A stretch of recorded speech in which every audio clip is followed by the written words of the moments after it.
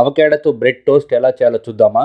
ఒక ఉల్లిపాయ, ఒక పచ్చిమిర్చి, అవకాడో, నిమ్మకాయ, కొత్తిమీర, 2 బ్రెడ్ స్లైసెస్. ఉల్లిపాయని పీల్ చేసుకొని కట్ చేసుకొని చిన్న చిన్న పీసెస్గా, తర్వాత ఒక చిన్న బౌల్లో ఉల్లిపాయ వేసుకొని, తర్వాత పచ్చిమిర్చిని కట్ చేసుకొని, ఆ తర్వాత వచ్చేసి అవకాడోని రౌండ్ కట్ చేసుకొని జస్ట్ అలా ట్విస్ట్ చేస్తే అవకాడో వచ్చేస్తుంది.